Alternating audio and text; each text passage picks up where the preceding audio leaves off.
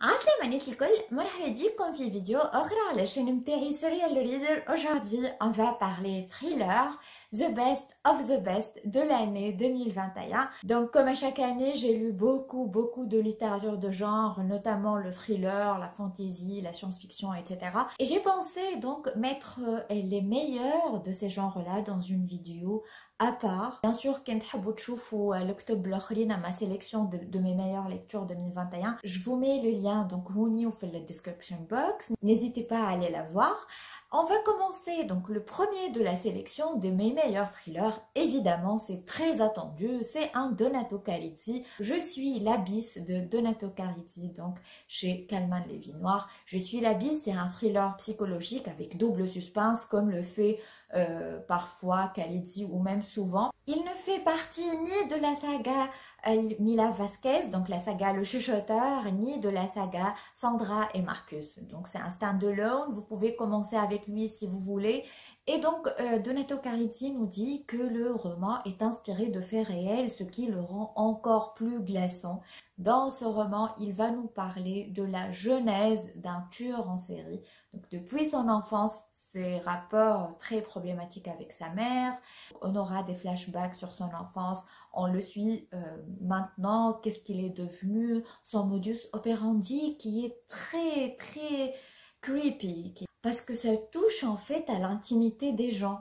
C'est révélé dans la 4e de couverture, donc c'est pas un spoil. On sait qui cherche dans les poubelles donc ce qu'on jette.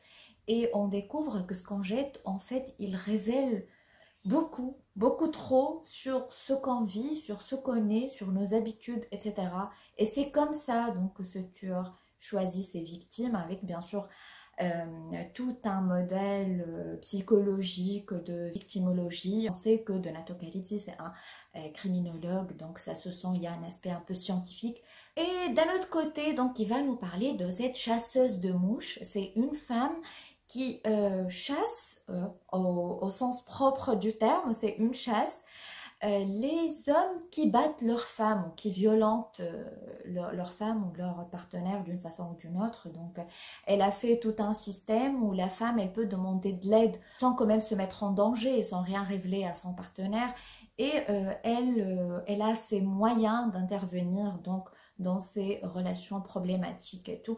Donc ça touche à plusieurs thématiques intéressantes, la violence contre les femmes d'un côté, la genèse psychologique d'un tueur d'un autre côté, et au-delà du suspense, au-delà du double twist à la fin, bien sûr qu'on peut ou pas voir venir, il y a un aspect très humanisant, il y a une relation un peu spéciale qui va se mettre entre lui et une adolescente qui a des problèmes familiaux et tout. Leur première rencontre a été un choc aussi, les circonstances très particulières, etc. Mais Donato Carizzi, c'est un maître absolu du thriller psychologique et du suspense. Voilà, donc si vous voulez un bon cru de Carizzi. Le deuxième, c'est le grand roman feel bad de l'année. Et oui, on le surnomme comme ça parce qu'il y a le roman feel good, mais celui-là, il est vraiment le contraire. Donc c'est un feel bad, il est assumé, il est dark, il s'assume, mais il est très bon. Donc Demain et le jour d'après de Tom Zetterlich, l'auteur du génialissime Terminus, donc que j'ai lu l'année dernière et que j'ai adoré. Ici aussi, c'est un thriller dans un setting de science-fiction. Donc, c'est une enquête sur un meurtre assez glauque, une disparition, dans un monde futuriste, en fait, où les drogues, la vraie addiction, elle est les souvenirs. Il y a ce truc qui est appelé l'archive et on peut visiter nos souvenirs et c'est ce que le protagoniste donc il fait tout le temps, c'est un accro.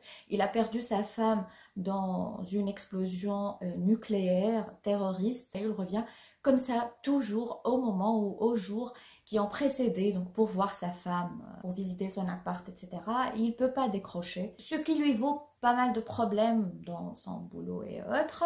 Donc c'est un personnage très désabusé, très pessimiste, très nihiliste, qui rappelle beaucoup les personnages de Dan DeLillo, le grand auteur américain. Et ce qui est le plus effrayant dans tout ce qu'il vit, ce personnage, ou dans le monde où il vit, c'est que c'est tellement réaliste. En fait, c'est une grande critique du capitalisme sauvage, rampant, de l'emprise des réseaux sociaux, du matraquage publicitaire.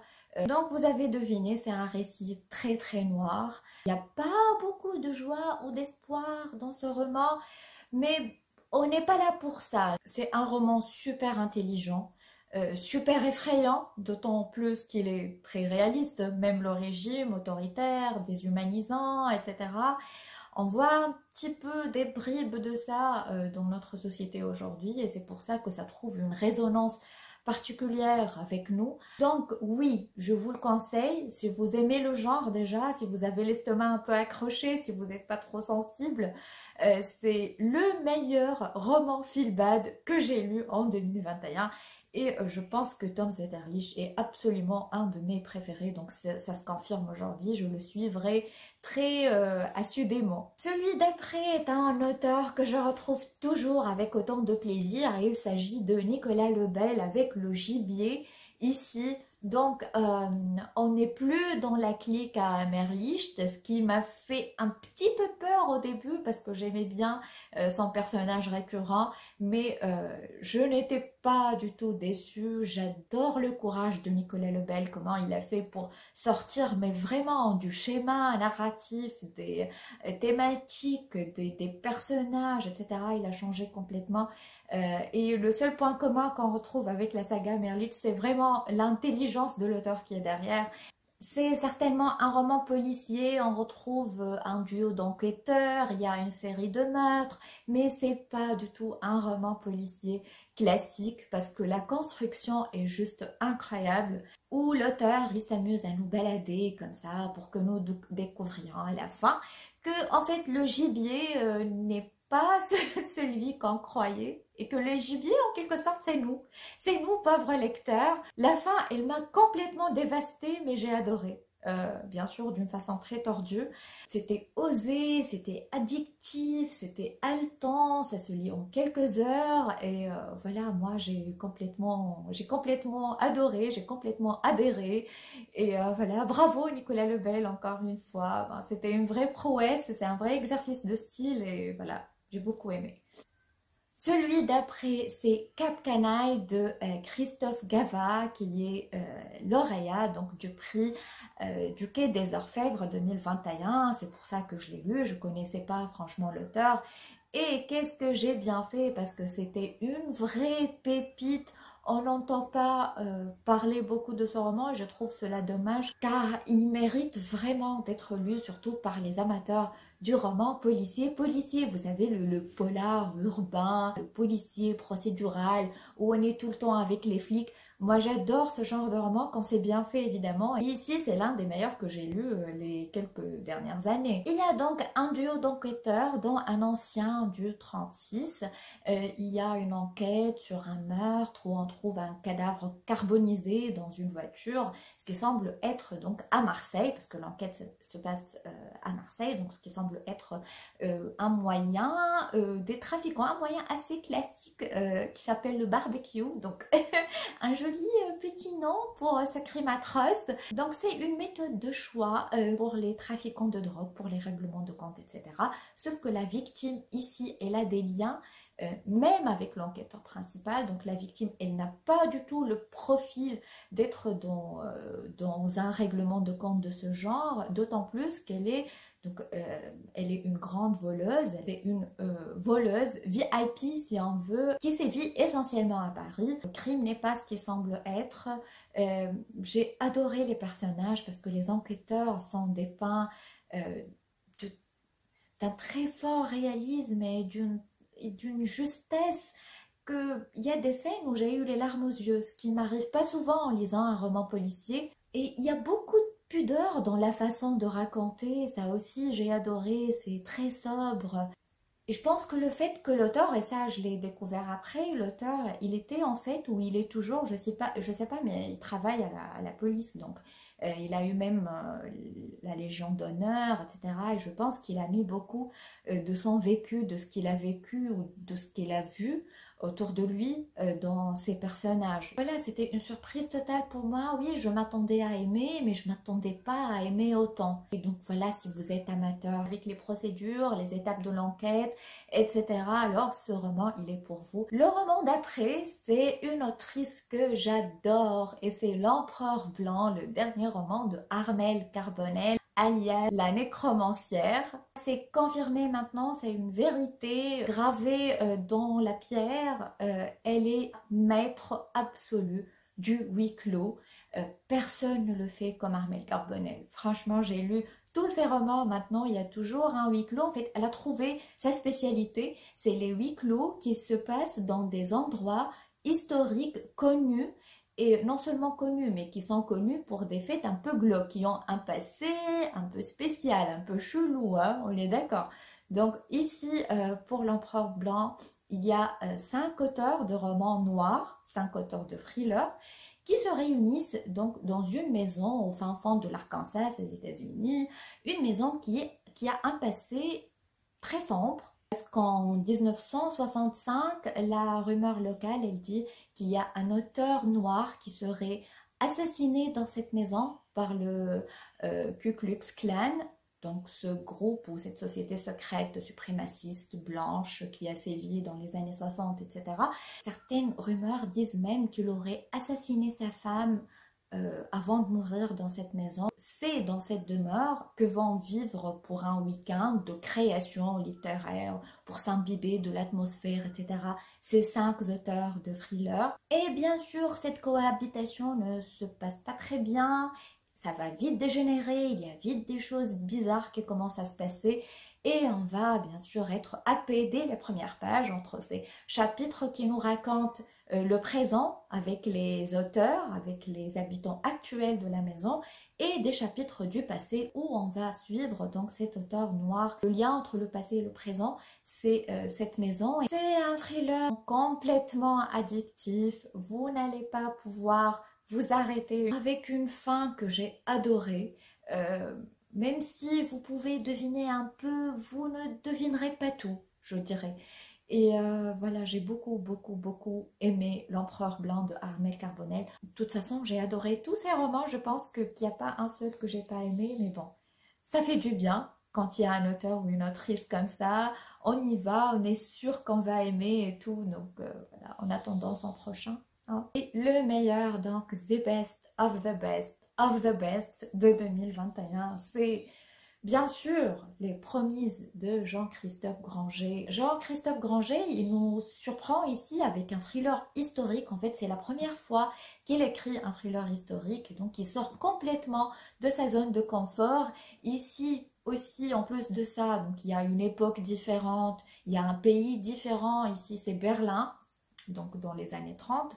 Il y a aussi des personnages différents, pas d'inspecteurs, ceux qui vont mener l'enquête donc sur la série de meurtres de femmes, de fonctionnaires allemands nazis très bien placés dans le régime. Donc ce sont des épouses de personnages très importants dans cette époque-là. Donc il y a quelqu'un qui s'amuse à les tuer, à les charcuter plutôt d'une façon horrible.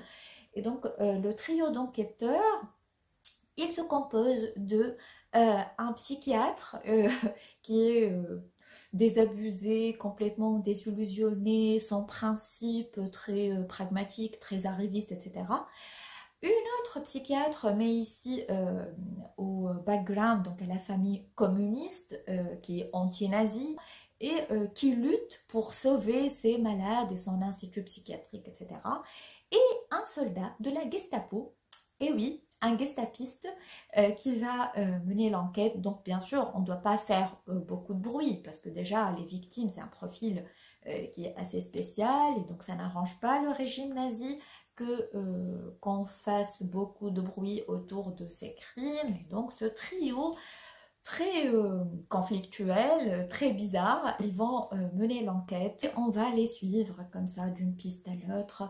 On va surtout les connaître et apprendre à les connaître, et apprendre à accepter les liens qui se tissent entre eux de façon très humaine, très bizarre, très Et voilà, c'est tout Granger, quoi. C'est de la maestra, mais c'est une maîtrise entière de ce qu'il fait. C'est une immersion totale dans Berlin. C'est une immersion totale dans l'ambiance de la montée du nazisme, dans les milieux des hauts fonctionnaires nazis, dans la Gestapo, et même un moment après, dans la guerre. C'était fait avec une justesse, avec une intelligence. Et voilà, c'est un de mes Granger préférés maintenant, et je pense que je vais le relire un de ces jours. Je suis sûre même de vouloir le relire. Comme je le dis à chaque fois, lire un Granger, c'est un peu comme retourner à la maison pour moi. Au-delà de sa plume et son style et le suspense et tout, il y a une certaine émotion toujours quand je lis un Granger. Je vais terminer avec le meilleur roman de fantasy que j'ai lu cette année. Il s'agit des Maîtres et mineurs de Robert Jackson Bennett. Ici, je vous montre le tome 2, le retour du Hérophante, parce que déjà j'adore la couverture. Et puis j'ai pas maintenant sur moi la copie physique du premier tome. En anglais c'est The Foundry Side, et c'est une saga fantasy qui coche vraiment toutes les cases pour moi, même celle de l'inclusivité, hein. Il y a donc un système de magie absolument brillant qui ressemble un petit peu aux intelligences artificielles. Il y a un world building très sobre mais très très bien fait. Il y a un personnage féminin qui s'appelle Sansia, qui est une voleuse, qui a des dons un peu spéciaux, qui est aussi très badass, très intelligente, et que moi j'ai tout de suite adoré. Il y a de l'humour, il y a un objet qui parle. Moi j'adore, je sais pas pourquoi, mais j'adore ce petit trope là. Il y a une opération suicide, il y a beaucoup de rythme, beaucoup d'action, et il y a bien sûr de la critique, ce que moi j'adore, ces réflexions, cette critique du capitalisme, de l'hiérarchie, du progrès rampant de la technologie.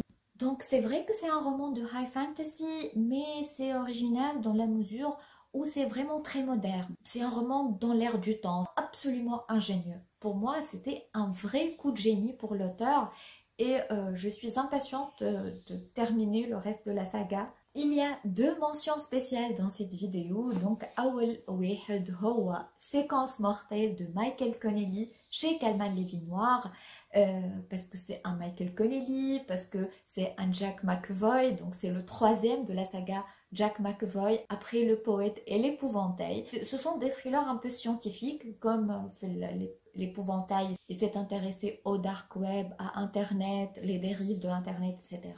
Ici, il s'intéresse à l'ADN. C'est un tueur qui choisit ses victimes à partir de leur ADN. C'est une séquence ADN bien particulière. C'était Michael Connelly, c'était efficace, c'était bon, voilà. Un autre de mes chouchous, maintenant, vous le savez, donc c'est 1991 de Franck Tillier chez Fleuve Noir, ici avec l'édition collector qui est absolument magnifique. Merci Nino. voilà انا هو كادو لسامي راهو كمان انا عملت روحي زعما نتاعي. نجمو تعتبروه اللي هو ان بريكيل على ساغا شاركو ان بيل 1991 باش يحكي لنا على شاركو en 1991, la première enquête de Charcot, donc on va apprendre à le connaître. فيها un aspect très très nostalgique, les années 90. Il n'y avait pas de smartphone, il n'y avait pas beaucoup de moyens, la police scientifique, technique, etc. Donc c'est une enquête un peu à l'ancienne, mais c'est très efficace. C'était limite mignon de voir un Charcot non encore torturé par la vie, donc qui a encore des espoirs, qui vient de débarquer, qui est encore un bleu. Il est à sa première autopsie, c'est sa première vraie enquête, son premier cadavre, etc. Un bon cru de Franck Tillier. Et pour ceux qui veulent commencer sa saga, je pense qu'ils peuvent facilement commencer avec celui-ci et voir après si ça va le faire ou pas. Voilà donc, هذوما كانوا mes meilleurs thrillers de 2021 avec mon meilleur roman fantasy. Inch'Allah تكون الفيديو عجبتكم. Si vous lisez des thrillers, s'il vous plaît, dites-moi dans les commentaires quels étaient vos thrillers préférés de l'année. Je lirai ça avec une très grande attention. ردوا بالكم على رواحكم. Inch'Allah نشوفكم très très bientôt dans une nouvelle vidéo. Ciao ciao ciao.